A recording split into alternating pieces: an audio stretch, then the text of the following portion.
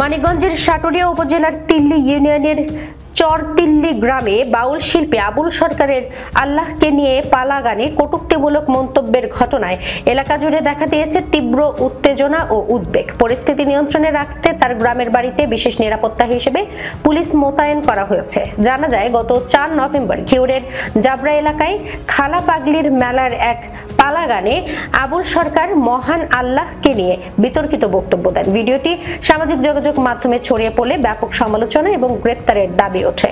পরে 19 নভেম্বর রাতে মাদারীপুরে একটি গানের অনুষ্ঠান স্থল থেকে তাকে আটক করে মানিকগঞ্জ জেলা গোয়েন্দা মুফতি আব্দুল্লাহর দায়ের করা মামলায় পরদিন আদালতের মাধ্যমে তাকে কারাগারে পাঠানো হয়। ঘটনাকে কেন্দ্র করে দুই পক্ষ, তৌহিদি জনতা এবং বাউল অনুসারীদের মধ্যে উত্তেজনা বেড়ে যায়।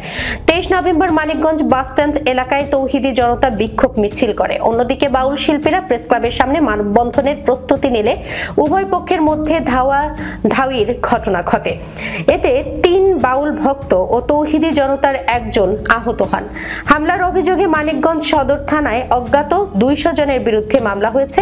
গ্রেপ্তার হওয়া আবুল সরকারের মেয়ে ইনিমা রোশনি নিজের ভেরিফাইড ফেসবুক অ্যাকাউন্টে স্ট্যাটাস দিয়ে পরিবারের নিরাপত্তাহীনতা ও মানসিক চাপে থাকার কথা জানান।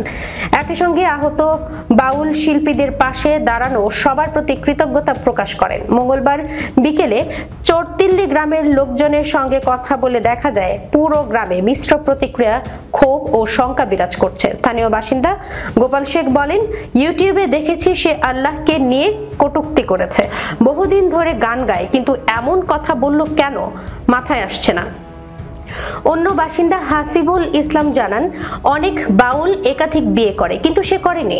এলাকায় মসজিদ মাদ্রাসায় দানও করত, তবু এভাবে বলল কেন বলতে পারছি না।